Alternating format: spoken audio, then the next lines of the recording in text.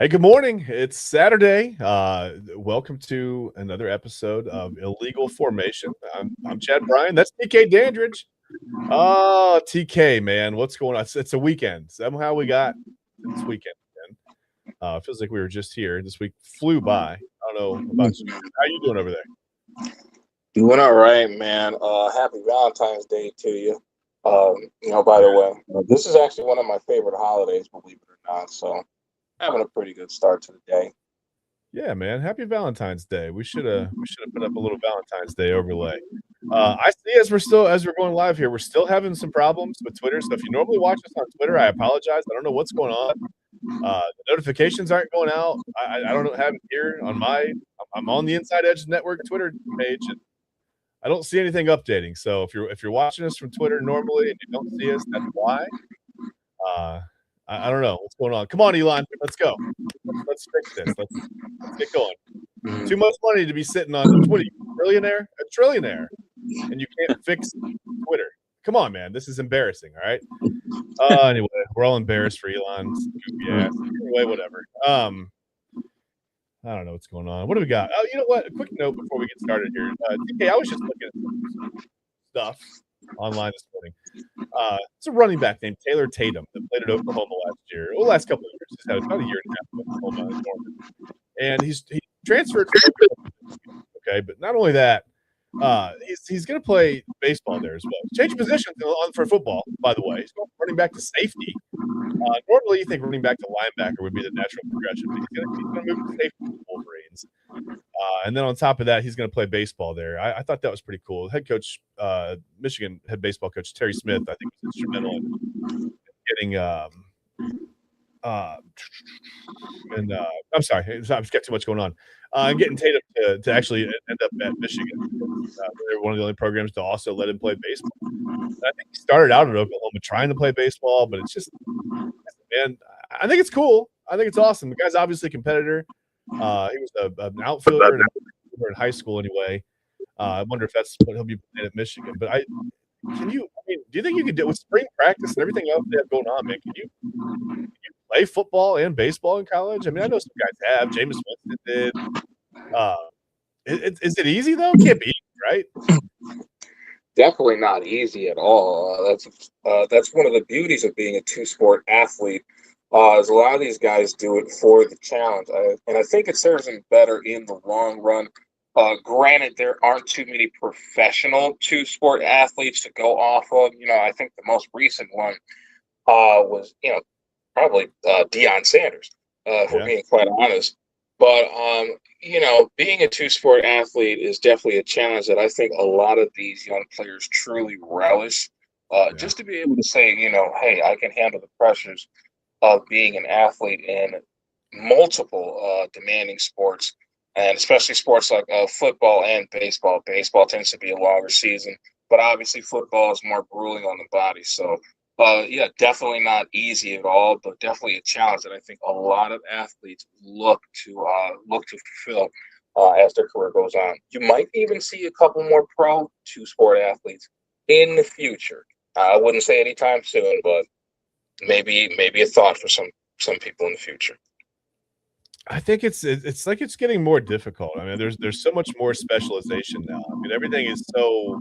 I mean, we talk about the NFL all the time. It has the league calendar. They're always doing something. It almost makes it hard to even. I mean, I don't know how you would commit to another professional sport anymore. It seems like maybe in the '90s, you had Brian Jordan running around playing football and baseball. You had Deion Sanders, you mentioned. And it just seems like maybe it was a little more laid back. It was just easier to kind of get into both sports or whatever. I don't know. In college, it's tough because you have, I think the NCAA limits you to 20 hours a week as far as like official practice time, and that's across all sports. So you're going to have to cut something short somewhere, right? You're going to have to leave a football practice to go get work in the cage, right? I guess you could do that on your own time. I don't know how they look at that. I don't know how they look at, just going to the cage on your own and getting if that's considered an official practice time or if you're not with instruction. I don't know. I have no idea. The NCAA seems to have such strange rules and limitations on things. I mean, obviously couldn't hold the NIL situation in the bottle. That got out.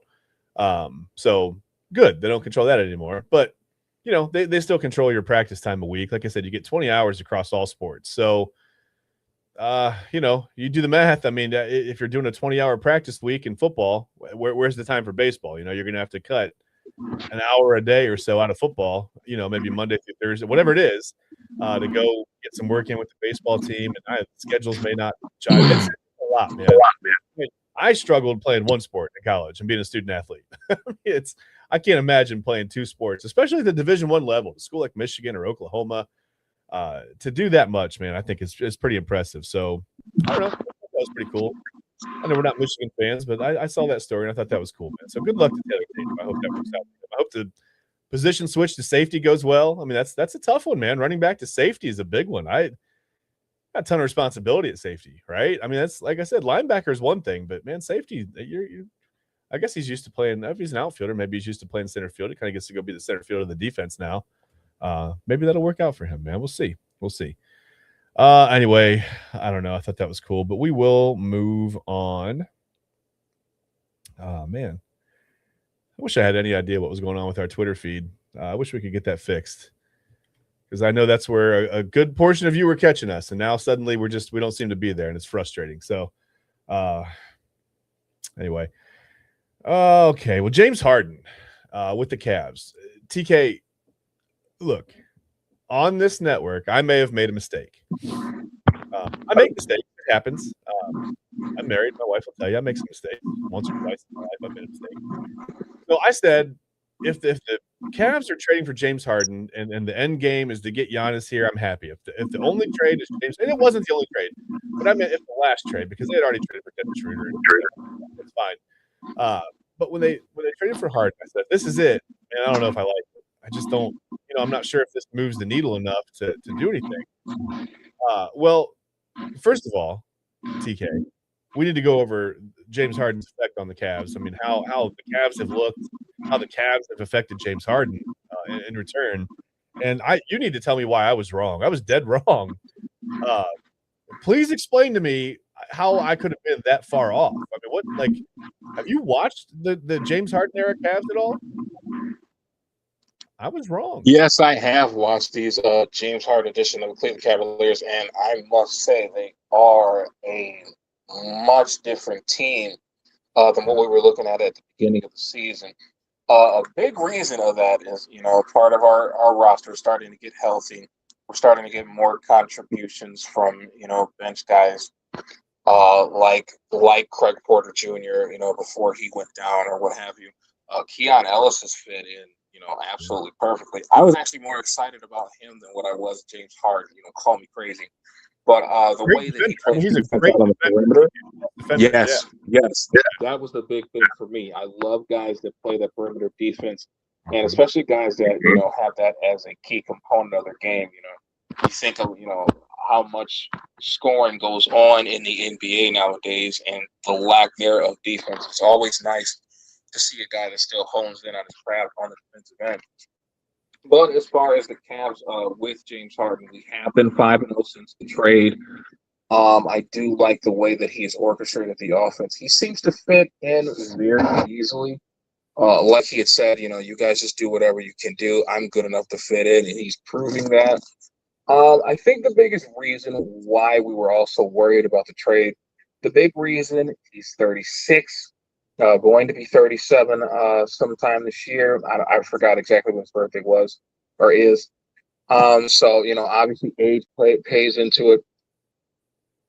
The fact that he was only due $13 million this season was the big reason for the trade. You were able to save $86 million off of your books for next year. So that was a big move. But in order to re-sign James Harden next season, you would think the number for AAV would probably be north of 25 million, possibly even 30 million. So that may be a discussion for a later day. But I do love the way that we have turned the gas on the offensive end. I do think sets look smoother. Fast breaks seem to happen a little bit more often than what they did to begin with, and I only expect it to get better. Do I expect a run to the conference finals or even the finals? Not yet. I do still think we got a little bit to clean up on the defensive side of the basketball. Um, there are some matchups that we have had recently. The one that plays vividly in my mind is the game that we had against the Sacramento Kings. Now, I do understand that that was his first game as a Cavalier. So, yeah, there were going to be mistakes, to be had throughout the game. And, he made the correct decisions towards the end, and we were able to get the win. At the same time, it's just, do you really think this team has enough defensively to make a deep run? We've been talking about, us not being able to get out of the second round for I don't know how long now. This is probably our third or fourth straight season in which we have failed in the conference semifinals. So, to be able to get over that hump is definitely, on the bucket list for us. But, am I willing to put it set in stone that we're going to make that type of run? Not just yet. I'm not all the way convinced. But I am happy with what I see, and I do expect more of it in the future. Yeah, I think that's fair. I think there's a lot more we have to see. I thought the game against Denver, I thought that was a pretty good measuring stick. Just for how the Cavs can play against, a legitimate contender, right? I mean, you got Nikola Jokic out there, just a walking triple double. I He does it, man. But he's been amazing. But yeah, I thought Harden, I mean, obviously played a huge role. The game tying three late there against Denver. And it's just like he's done everything you kind of hoped he would do, right? It's just that veteran presence, that just knowing when and where and how to fill in, right? Like when they need him to score, he scores. When they need him to facilitate a little bit, he facilitates. Rough night shooting the other night. We're not even a rough night shooting. He just didn't get a ton of looks, right? He was 1 of 4 from the floor, but he was 10 to 12 at the free throw line, got his points there, double-double. He's had 3 games, 3 double-doubles. You can't really complain about that. But it's the passing, it's everything. It's just how it's got to be hard a little bit. I mean, I get it. Like every team runs similar kind of sets and whatever, right? There's not a whole lot of how much creativity can you have, right? You got 5 guys on the basketball. You're trying to score. Uh-oh.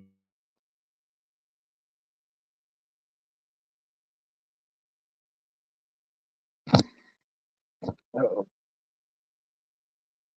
on, I cut out for a second. Let me know if I'm back. You got me back?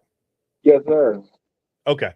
Man, we're having all kinds of technical difficulties. Twitter doesn't like us. My Wi-Fi doesn't like us. Come on, let's go.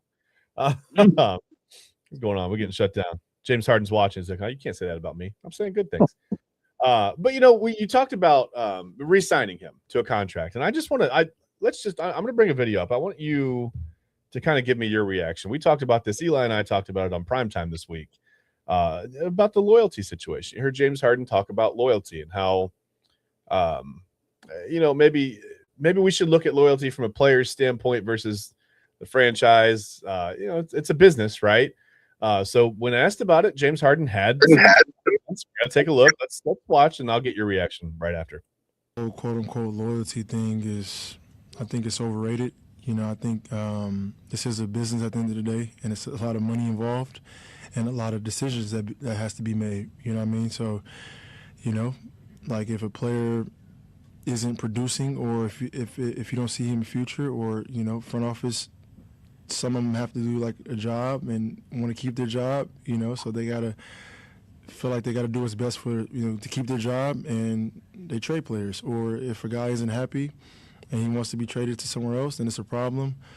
It's just so many different dynamics that go into it. This is a business at the end of the day. So like, not even just the NBA, but like people that have normal jobs have those same problems. It's just not magnified. You know what I mean? So for me, it's always about like I don't lose focus of trying to compete for a championship, and then financially, making sure that my family is taken care of. You know what I mean? Because I'm very smart, and I've sacrificed a lot. Financially, like, which I don't get credit. I don't get talked about, but I'm fulfilled and I'm happy with it. But like winning a championship, or at least having a chance to, and then financially getting paid for me being available and playing at the highest level for so long. So to answer your question, this is a business at the end of the day. So I feel like players should ultimately do what's best for them, and front office does what's best for them and their owner and their organization. So, it's two sides of a story.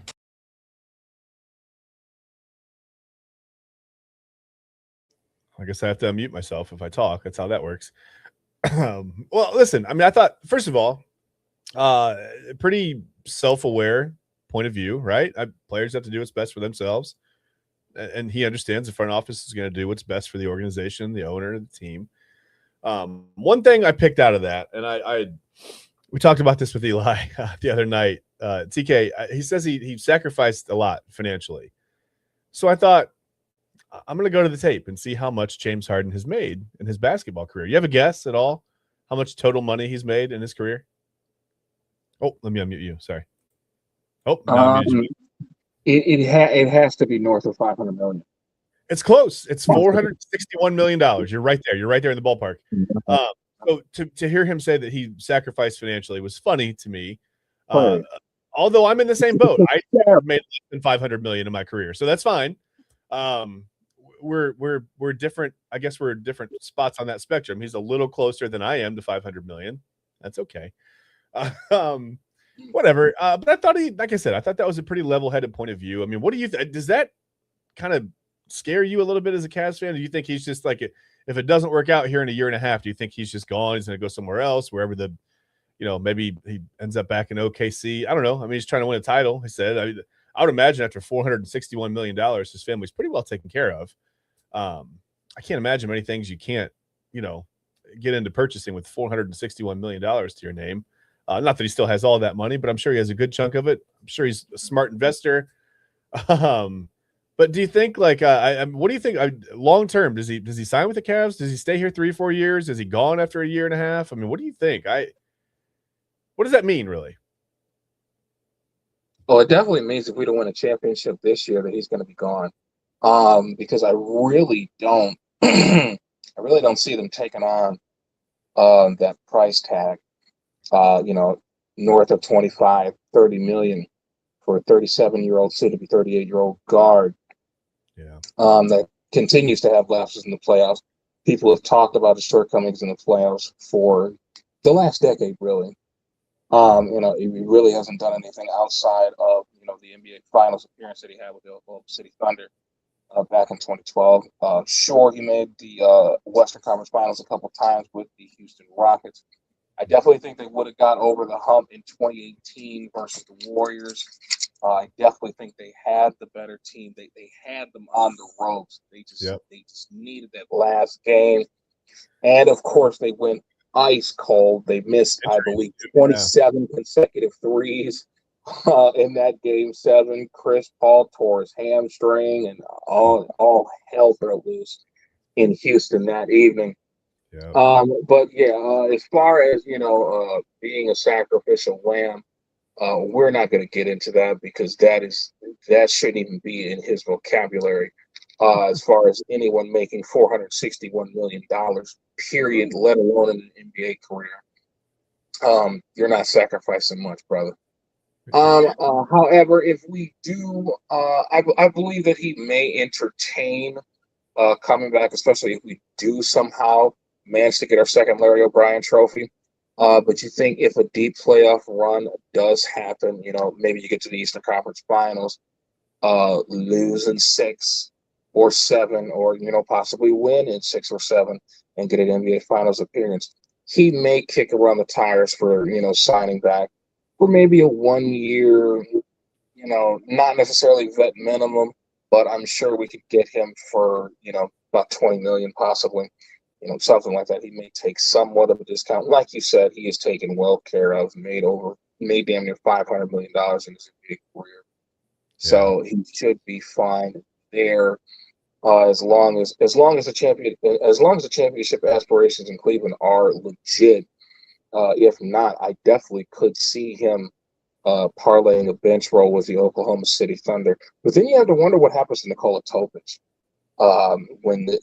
If they were to get James Harden next year, what happens to Isaiah Joe? What happens to against Dort? What happens to it's just a lot to think about.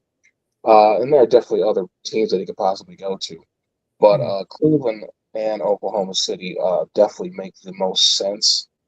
Yeah. Especially if you want to rekindle that whole thing.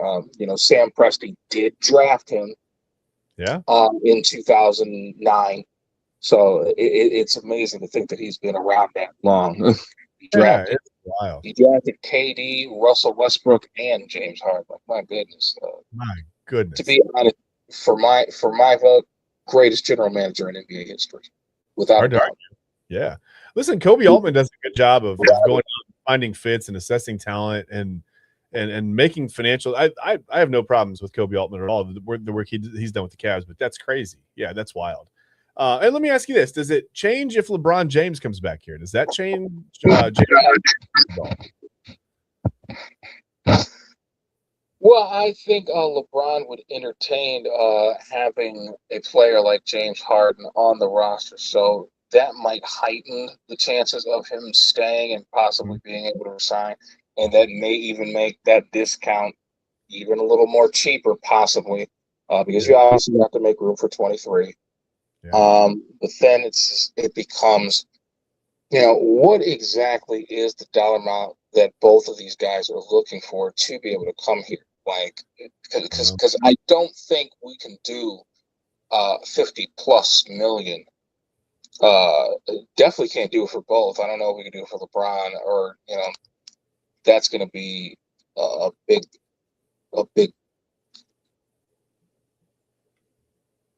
just a big glob of just uncertainty with your books, and you could possibly end up seeing yourself slip into the red. You definitely don't want that. Yeah. So, I mean, yeah, there's a lot to go over. Are these guys willing to take discounts to possibly make, a deep playoff run / championship run, or are they still willing to still wanting to cash out at this point in their career? Either way, you can't necessarily blame them, but this is more of a wait and see thing. I'll wait and see what happens. Yeah, I mean, he talked about his two priorities were, making sure that his family is well taken care of. I think after 460, and that doesn't, by the way, that $461 million doesn't include any endorsements or anything from the outside at all. That's simply NBA contract money. So you got to think with endorsements. I mean, he's got to be close to 500, if not more. So we have that priority taken care of. Family's well taken care of. They're good. They're financially sound. They can afford, bikes and bread and mayonnaise, and toilet paper and stuff. They're fine. So I think, now do you start to satisfy, like, trying to scratch the itch of winning a championship? And I guess if you're hard and you look at how, what's the best way I can do that? Is it to make $40 million a year on a roster that's, whatever, or is it to take a veteran, maybe not a veteran minimum, but a pretty good discount? I won't say a hometown discount because, I mean, he's been here for 3 games. It's not a hometown discount. But taking that discount to play with a guy like LeBron, if LeBron comes back, and then LeBron taking the hometown discount, because this is LeBron's hometown, essentially, right? He's from Akron, I know, but started his career in Cleveland, obviously, played there 7 years, left for a little while, came back and played 4 years. So a good portion of LeBron's career, obviously, in Cleveland. I don't know that it would necessarily take 50 million to get LeBron here next year. I just don't know. I don't know what his mindset is. If it's just coming home to finish his career out where it started, or if it's to come back and try to win a championship, or to come back and try to really be a mentor to guys, like Evan Mobley and Jalen. I don't know. I don't know where his mindset is. I mean, it just seems like the whole Lakers experiment feels kind of done, right? I mean, you had the Bus family literally throwing LeBron under the bus. You had that happen publicly. That was weird, right? I mean, I don't know. Thought that was weird, but well, we'll see. I mean, all we can do is just watch to continue to see how James Harden can. I mean, he's already done a pretty good job of meshing with this Cavs roster and fitting into rotations and fitting into the actual gameplay and whatever. It's going pretty well so far. It can't be much better than 3-0. So we'll take All-Star Weekend. We'll talk about All-Star Weekend in just a little bit, but we'll take that to kind of take a breather and let the Cavs regroup. And I mean, they're playing pretty well, right? I wouldn't say they're peaking at the right time because there's still a little bit of regular season left, but it seems like they're starting to peak, and they're going to get Max Strus back eventually, hopefully, right? That should provide a pretty good punch, and they'll have to figure out rotations. I know regular season rotations are different than playoff rotations. Whatever, it's all different. The defensive effort changes in the playoffs. Everything. The NBA, like NBA playoff basketball, looks totally different than regular season basketball. And it is what it is. But it just, I think it lends to the notion that maybe we don't need an 82 game season anymore, right? Is that a little too much? Like maybe we could back up and do like 60 games and be okay. I mean, see, I've thought that as well, but I thought back to what Richard Jefferson had said during an NBA broadcast a couple years ago. Mm-hmm. He said, "You know what? There were people back in the 1960s during segregation where medical technology wasn't all that great. You didn't fly charter flights every single game. And there were still guys that were out there that played 82 games a year and played that game hard and set the standard for what the game is today." Right. So as much as I probably would favor a 60 or 66 game season, 82 is the number, and it should remain that. These men make more than enough money to do this. That's fair. And especially with the climate of how the game is played today, not necessarily the rumble tumble style of the 1990s or the 80s before that. So yeah, that was rough. Yeah, the number needs to stay 82. Is it a bit much considering the climate of the game? Yeah, because it can be hard to watch, especially since gambling is starting to take its toll. I'm actually starting to see it now. Both the Utah Jazz and the Indiana Pacers are getting investigated this weekend. The Indiana Pacers were fined $100K. The Utah Jazz were fined $500K. For the most blatant take job ever in their 120 to 117 loss against the Orlando Magic a few days ago. They had a 12-point lead late in the third quarter. Sat all their starters. Jaren Jackson Jr. had just started his debut with the Utah Jazz. Sat him in the fourth quarter. Laurie Markkanen didn't get any minutes. I don't think Isaiah Collier played a majority of the fourth quarter either. It was just it was strange. In a close game, it's inexplicable. Like, why? Yeah, that's weird. That is weird. Yeah, so hard to defend for sure. We'll see. I mean, sports betting has taken over everywhere. I mean, we saw what's going on with the Guardians and Emmanuel Clase. And I mean, the Guardians should be heading into spring training with one of the best closers in the game, right? One of the best bullpens in the game, but instead Clase is, whatever. Deion says, read Deion. Zach LaVine is also now out for the year in Sacramento. So, oh, really? Wow. Yeah, didn't even know. But yeah, a lot of guys going down. A lot of questionable things happening around sports, and you wonder if some of it doesn't make sense. People go, "This doesn't make sense. Why would Class A do this thing? Why would they do this?" Well, you got to wonder what the motivation is, right? Because for guys making millions and millions of dollars, 15 or 20K to throw a few pitches isn't. It doesn't make a lot of financial sense, right? You got to wonder if there's a different motivation behind there. Maybe it's not all their fault. Just give them the benefit of the doubt. We don't know what the driving force is. Could be worse than we thought, right? Let's take a quick break. I want to take just about a 5-minute break or so, and then we'll come back. But before we go to break, I want to talk about our sponsor. We have a brand new, just a network-wide sponsor, okay? And you gotta help yourself out, guys. It might be a little bit late to order for Valentine's Day, considering today is Valentine's Day, but better late than never, right? Who do you know that doesn't like candles, right? What is there a female in your life, whether it's your mom, your girlfriend, your wife, a daughter, your sister, right? Just a friend, whatever, who doesn't like a good body mist? I mean, keep it in the car, keep it at work, whatever, in the desk. You go to lunch, you can smell nice. Listen, go visit our sponsor, AlleyRoseFragrances.com. And right now, you can get 20% off your entire order by using our code InsideEdge20. That's capital I, capital E, all one word, InsideEdge20. And you're going to get 20% off your whole order. And listen, I mean, I can put some of these up. My wife and I ordered candles last night.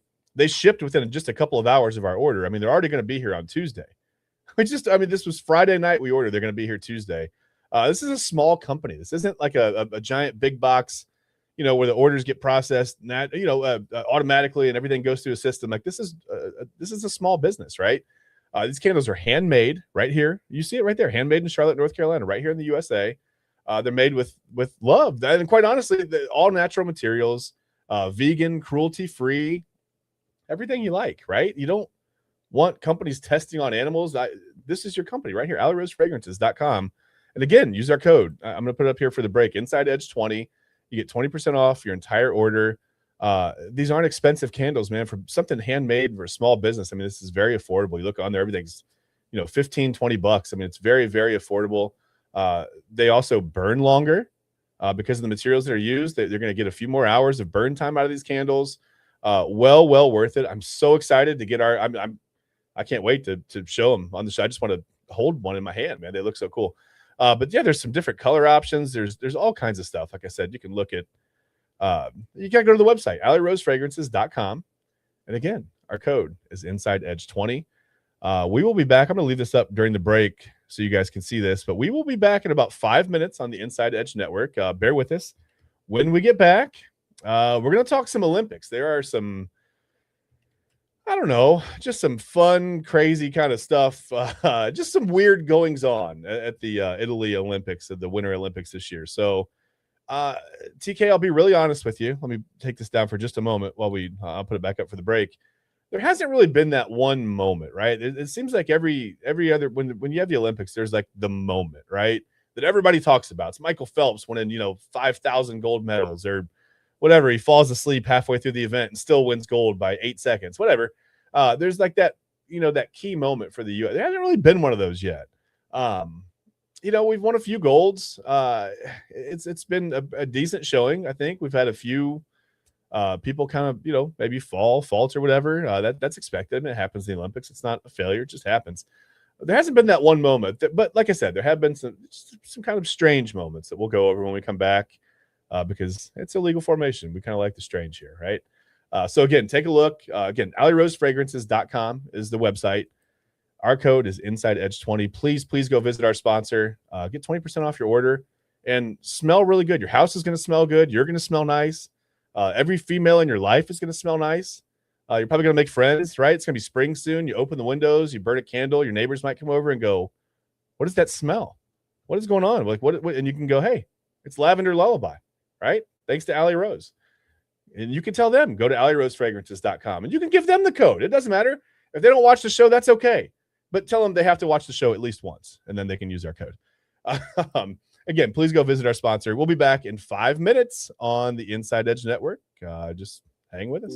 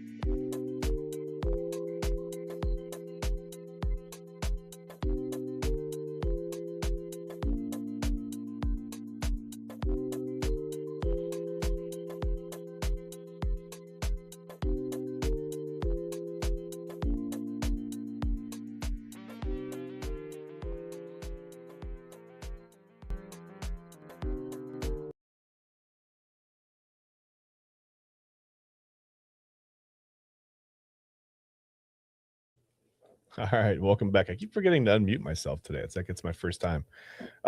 Welcome back to Illegal Formation here on the Inside Edge Network.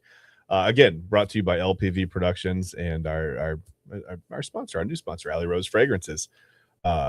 So, listen, TK, there's been some weird stuff going on at the Olympics, man. Some weird stuff, some unfortunate gate placement.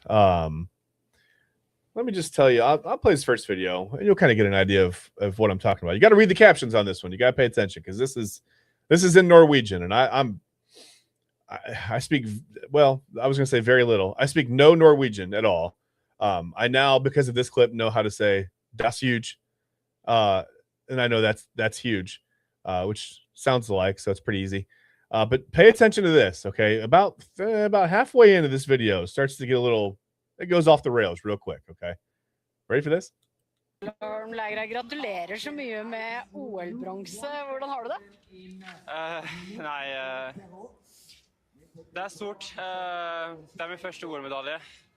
Og jeg vil takke alle som har hjulpet meg på veien. Smørerne for en kjempegod skidag, og hele familien som har backa meg. Og så er det en jeg ville dele det her med.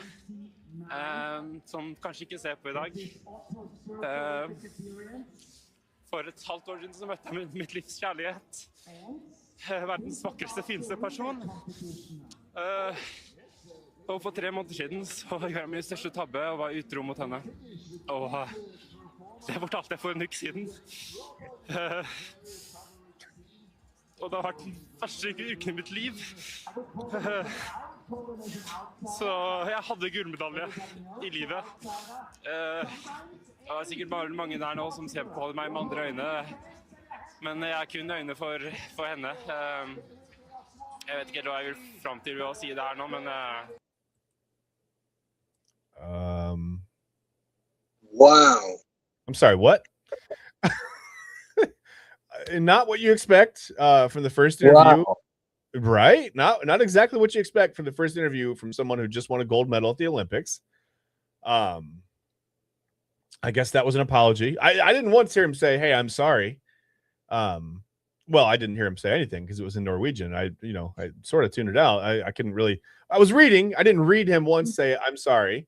He did say he made a mistake. Said he had a gold medal in life, but he made a mistake. By the way, if you're wondering out there, his significant other that he's talking about, she knew about the situation. This wasn't. I thought when I first saw this video, he was revealing this right to the world that this had happened. That he was telling her for the first time. She knew about it, but she says no, that's not gonna. The Olympic announcement isn't gonna do it, man. I don't want anything to do with you, right? So poor guy gets a gold at the Olympics, but he's got to go home to, whatever situation that's going to be. TK, I don't know, man. Have you ever seen anything like this?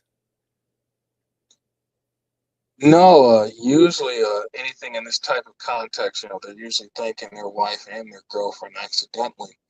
But for him to, just come clean at the Olympics, especially after, sweeping your event, that heart has to be incredibly tender right now, and I feel horrible for him. Yeah. Yeah, it's a tough situation, man. It's funny in a sense of you didn't expect it. Obviously in a human, we relate to people, and we don't want anybody hurting. I mean, that stinks, right? It's a bad situation. But he did make his own decision. He made his own bed. He's got to lay in it now. I'm sure that's what the girlfriend would say anyway.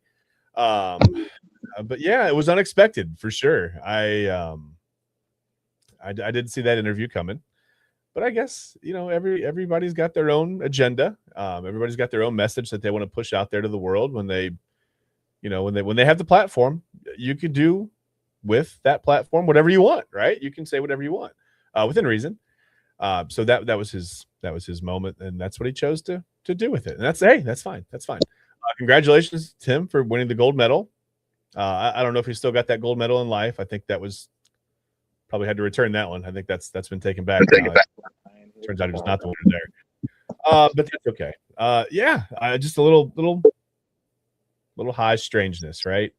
That's the Olympics for you. We've got another video. I'll play that in a minute. But did you hear about this? Is another weird thing from the Olympics.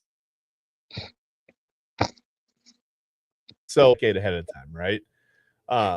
You know that you're hosting the Olympics. You have to start to find locations for everything. I mean, you've seen some of the views of Milan have been beautiful, right? Like the luge tracks, the downhill, the ski. I mean, it's the mountains are just the views are second to none. They're beautiful. It's been one huge reason my daughter's been like loving like all the mountain view, everything. And she's like, yeah, it's really pretty. I'm like, I know it's nice. Maybe we'll go someday, right? When we get that James Harden money, maybe we'll go to Italy. Whatever. But yeah, that's been great. So all the little things have gone pretty well.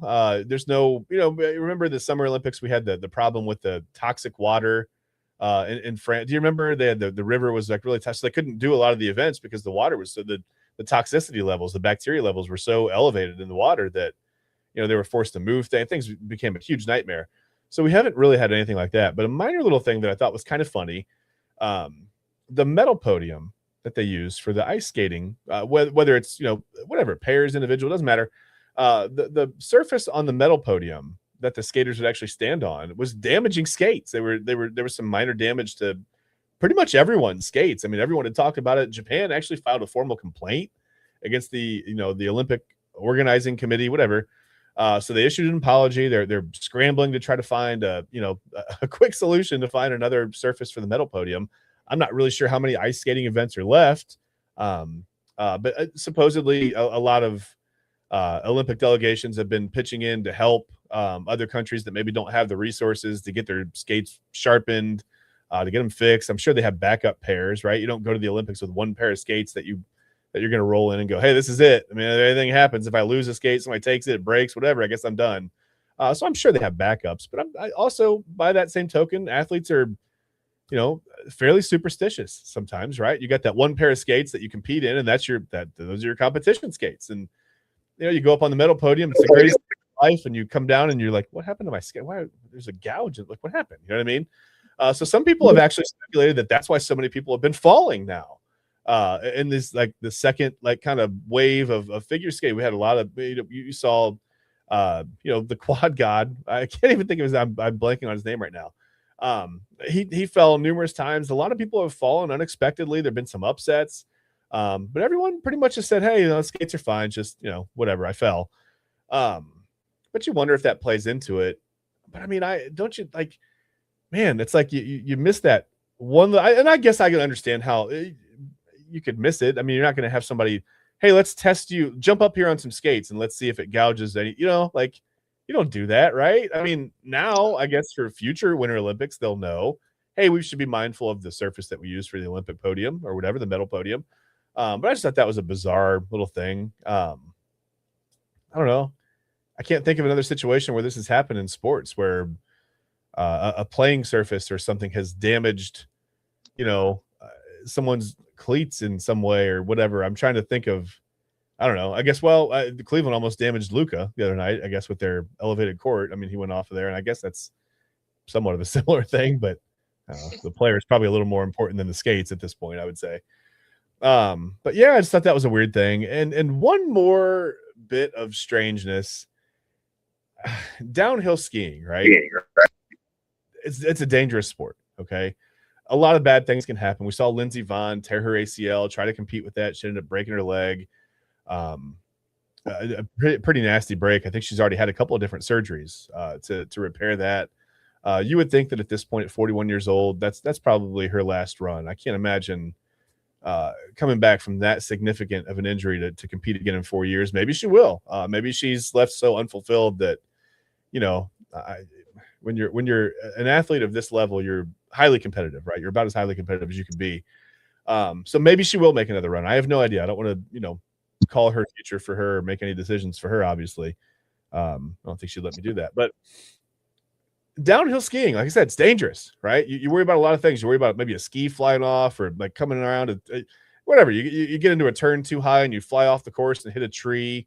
A lot of bad things can happen, but I don't know if anybody's ever really considered this next thing happening.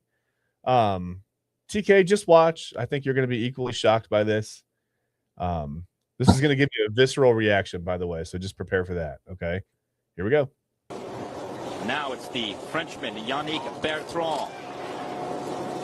Through the S-turn. Yannick Bertrand.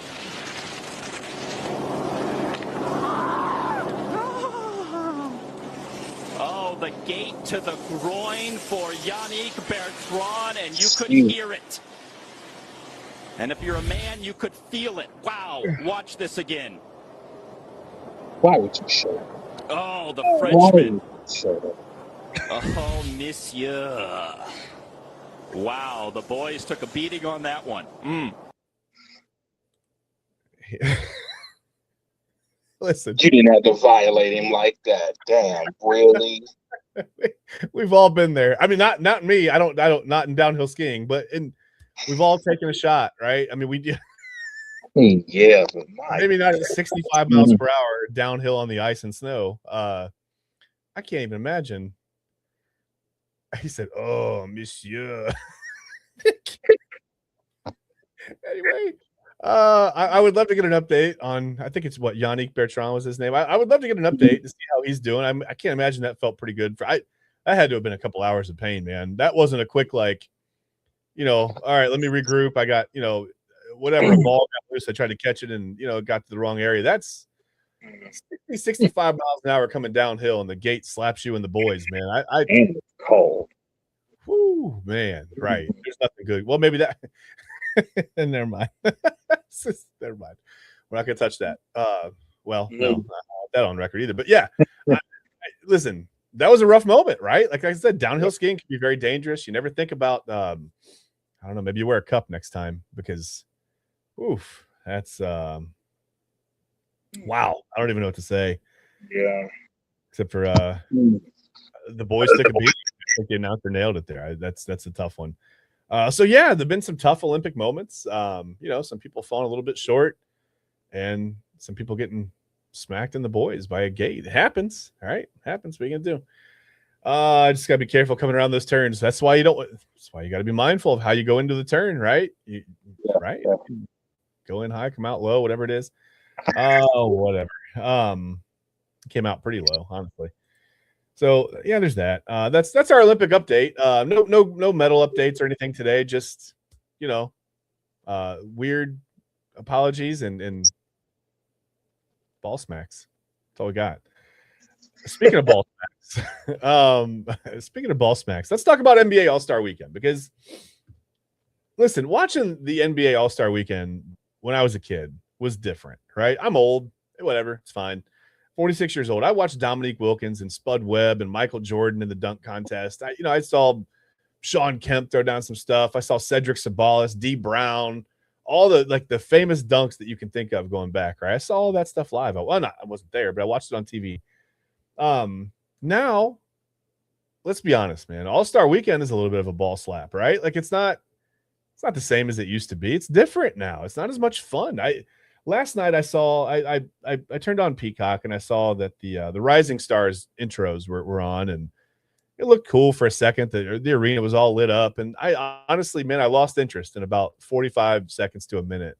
And I was just like, I don't know if I don't want to watch this game. And I know there were some whatever. There were some things that I probably should have wanted to watch, but it just doesn't feel the same as it did when I was a kid, man. Is that my fault? Is that nostalgia getting me, or is the NBA All-Star Weekend not as good as it used to be?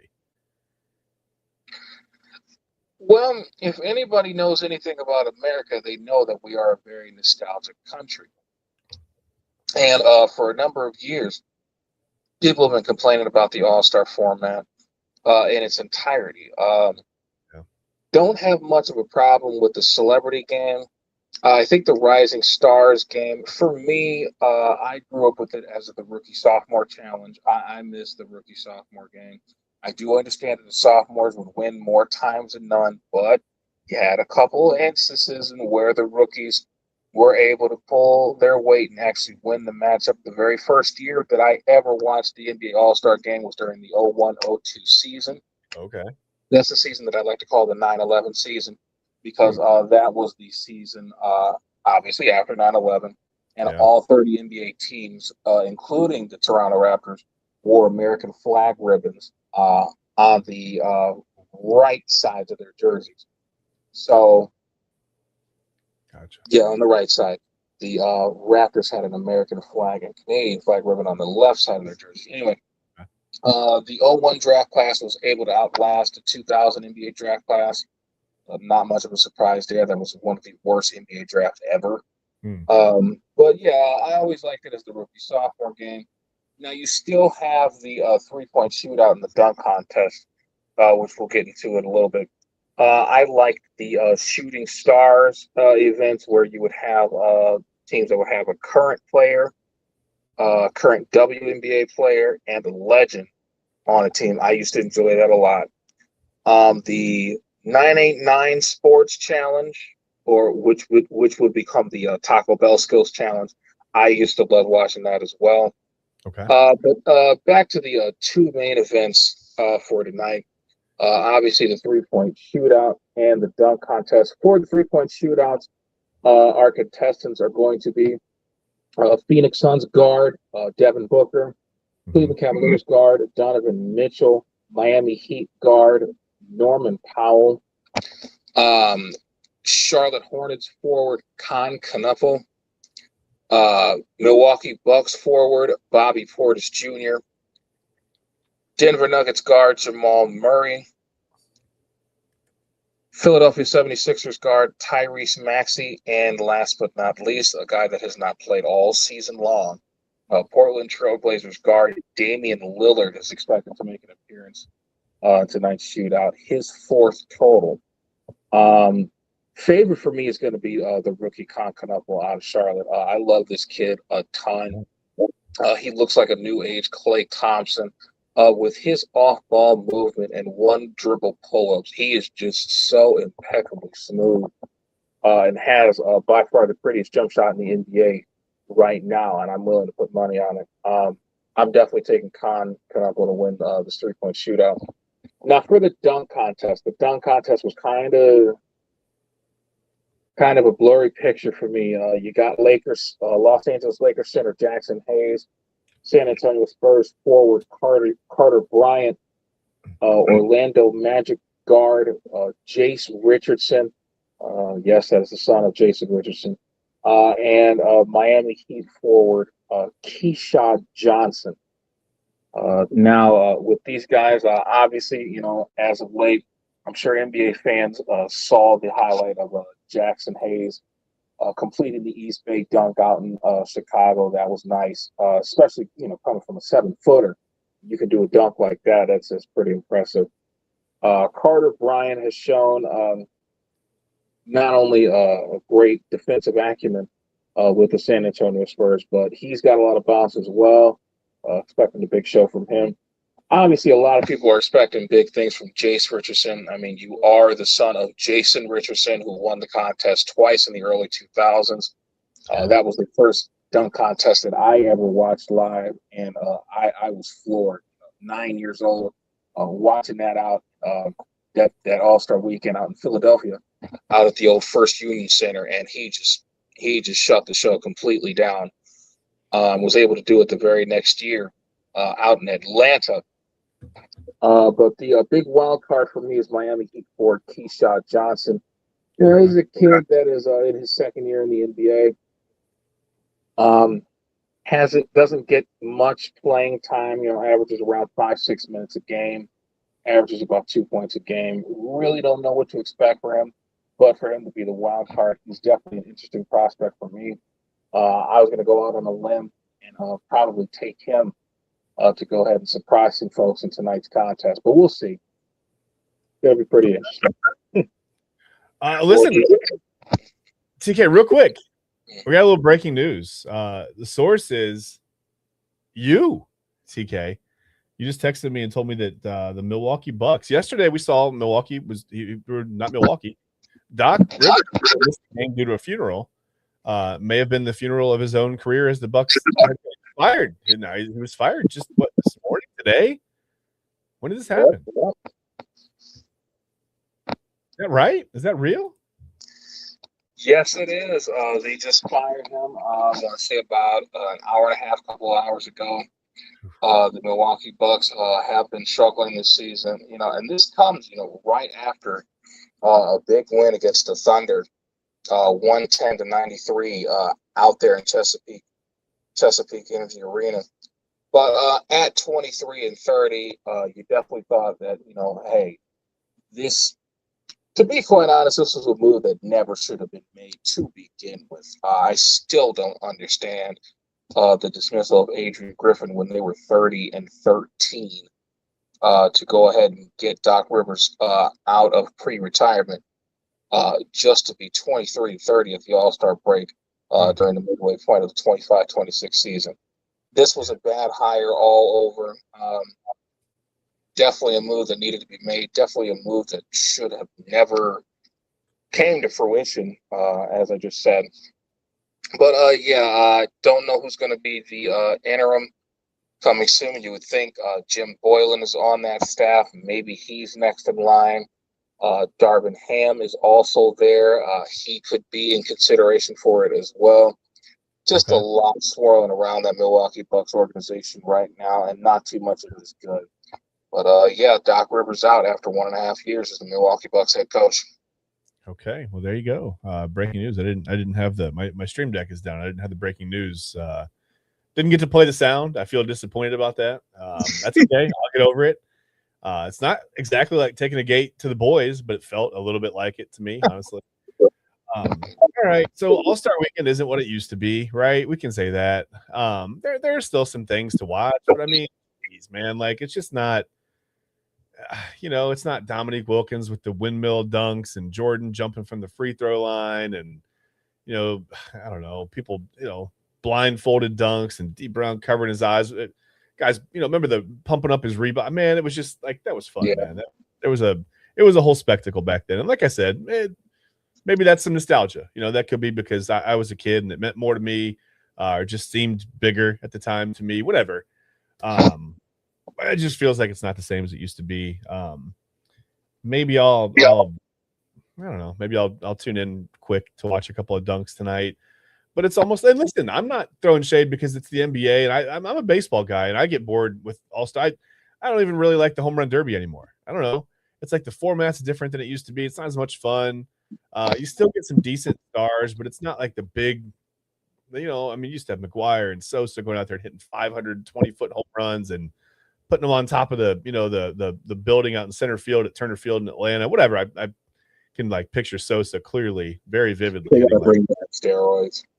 It's something. I mean, right? Maybe it's not good for the guys, but I don't know. It's just maybe for the so in baseball, there's been talk of using a different baseball for the regular season and the playoffs, right? Guys say, "Man, I hit that ball right. I hit it 104 miles an hour at a 23-degree angle." And for some reason in the regular season, that ball went 470. In the playoffs, it went 399. And I get it. Like weather conditions matter. And sure, that makes a difference, but not that big of a difference, right? Someone did an experiment. There were two different baseballs. They were literally wound differently. I mean, the insides of the baseballs were different, right? So maybe that's where we need to bring back, it's the All-Star game. It's All-Star weekend. It's the home run derby. Maybe you need to bring back the more tightly wound balls.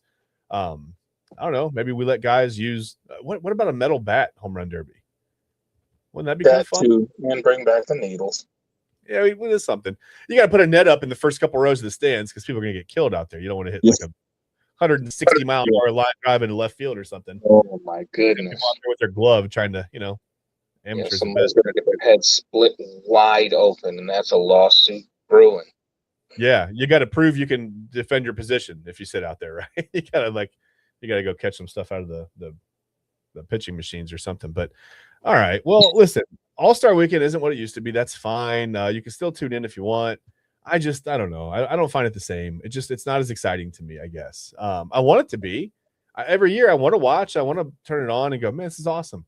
It's not the same. It's not as much fun as it used to be. That's fine. Maybe it's because I don't play basketball anymore, TK. Maybe that's why. Maybe I'm too old to go out on the court and jump. I'm not too old to jump. I'm just too old to land. I could jump. I just have to stay in the air. It doesn't work either. Definitely don't get enough airtime for that.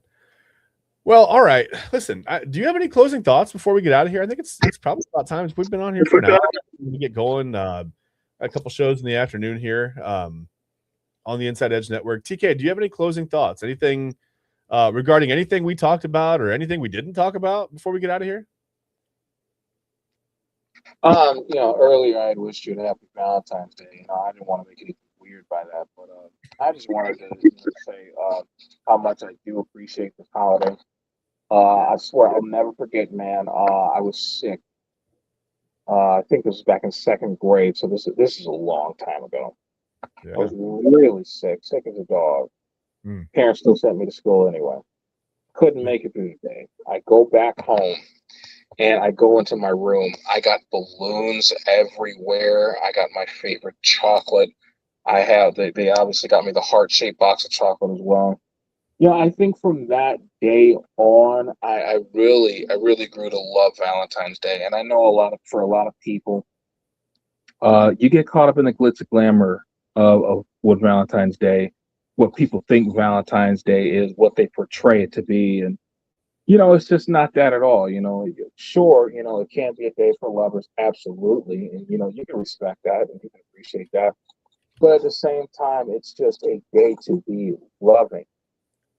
Just a day to show somebody that you love them or that you're thankful that they're around, or just to show love in general. It could just be random acts of kindness throughout the day. And that's really what I love about this holiday the most. It's kind of like a recycled Christmas for me, if you will, but not really, because I'm not really expecting any gifts. I don't really expect gifts anymore for Christmas either. So that's pretty much out the door. But for me, it's just another day to show love, another day to emphasize love, another day to highlight love, another day to exhibit love to either people people you truly love, or someone that you don't know. So. I really do enjoy this holiday. I hope everyone else has a wonderful Valentine's Day as well. Y'all stay out of trouble out there. If you're bumping uglies, please be careful. No surprise babies in November. I'm sure there's going to be a shit ton of them anyway, so it's not going to matter what the hell I say. But, you guys just be safe out there. Have fun. Enjoy yourself. Stay out of trouble. And happy Valentine's Day to all of you. Fair enough. Happy Valentine's Day. I'm glad, TK, you weren't expecting a gift, because what you got was you had to do a show with me. So that's fine. That kind of lands on the other side of the spectrum from that, but that's okay. That's all right. No, I appreciate you, man. I think, again, happy Valentine's Day. Enjoy your day with your loved ones. My daughter and I have a tradition. We go out to eat every year on Valentine's Day. So I take my daughter to eat or whatever. Nothing fancy. She just wants to go get some fast food somewhere and just sit and whatever. We talk and we laugh and we have a good time. So it's a lot of fun. I look forward to this every year for that reason. So I'm looking forward to tonight. It's gonna be a lot of fun. And yeah, I mean, I just watch out if you're downhill skiing. There's still plenty of snow and ice, especially if you're here in Northeast Ohio. It's warmed up a little bit. It's not so frigidly cold. I think it's maybe we might be at are we above? We're way above. It's 47 degrees. Okay, so watch out because it's going to be melting. You're gonna end up probably going a lot faster down the slopes, maybe a little slower. I don't know. I'm not sure how that works. I've never skied. Watch out for the gates. All right. If you're unsure of your ability to get through some of the turns as you do the slalom, wear a cup. Be safe. Right. That's a big thing, and that might help save your Valentine's Day. Honestly, that's all I've got. Just be careful and watch out for your boys on Valentine's Day, and watch out for those gates, and please don't do what the Norwegian guy did. Don't 3 months into a relationship, man. That's not. Poof. Talking about that on Valentine's Day. That's bad. That's bad juju. Anyway, listen. Thank you for watching this episode of Illegal Formation. We appreciate you. We're gonna get our Twitter situation fixed. We got to get this fixed. We're gonna work on that. I know a lot of you are probably looking for us. I'm looking for us. I can't find us. I've been blocked by the Inside Edge network, and then maybe I'm gonna get fired on my day off. I gotta watch out for that. You never know. But no, guys, great. Have a great Valentine's Day. Have a good weekend. I don't know if my kids have a long weekend. My kids had Friday and they're gonna have Monday off, so it'll be a 4-day weekend for them. If you're in that situation, enjoy the time with your family, and we will see you tomorrow morning on the Sunday Sports Show. We'll have Ryan Mosser on. I believe we're gonna get back into Ryan Mosser's big board. We should be talking about centers and hopefully not tall guys, not 7-footers, but like guys that snap the ball to the quarterback. And we will talk about hopefully wide receivers. I'm not sure. I had texted him to catch up with him this week, and I wasn't able to.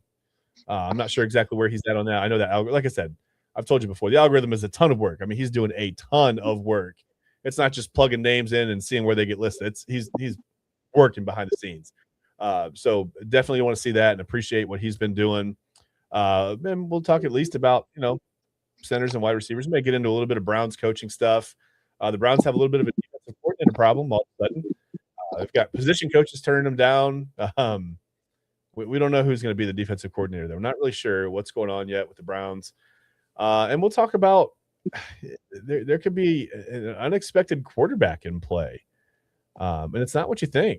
I heard a little social media rumbling over the this last couple of days that maybe a veteran may be on the way to Cleveland, and we'll talk about that tomorrow. So don't miss that. But we'll have a great show for you. We'll see you tomorrow at 11 on the Inside Edge Network. Other than that, just keep tuning in. I mean, I hope that you can find us. I know it's been tough with the Twitter situation. I don't know what your Twitter looks like if you were able to find us today. But if not, go to YouTube, right? That's the way to combat that. Go right to YouTube, subscribe there, and click the notification bell so you can be notified when we go live on YouTube. If Twitter is not working for you, that's a way around that. You can also catch us on Facebook at the Inside Edge Network. We usually go live on our program director's Facebook page, Anthony Alford. I don't know if he wants everybody, jumping in on his Facebook page or not, but we'll figure out a way to get to you. We'll figure this out. We'll take the next couple of days, and hopefully we'll have it figured out by tomorrow morning. But again, thank you guys for watching. This has been Illegal Formation. For TK Dandridge, I am Chad Bryan. And please remember, on your way out, go to the website with your significant other, AlleyRoseFragrances.com. And again, that code is Inside Edge 20. You see it right there, capital I, capital E, all one word. You get 20% off your order. And maybe that can be a thing. You go with your significant other, you shop together for some candles, some body mists. It can be like a little family excursion. So right to the website. So again, want to thank Alley Rose Fragrances. Want to thank LPV Productions for bringing us to you. And we will see you guys, like I said, tomorrow on the Sunday Sports Show. Right, bye-bye. Bye.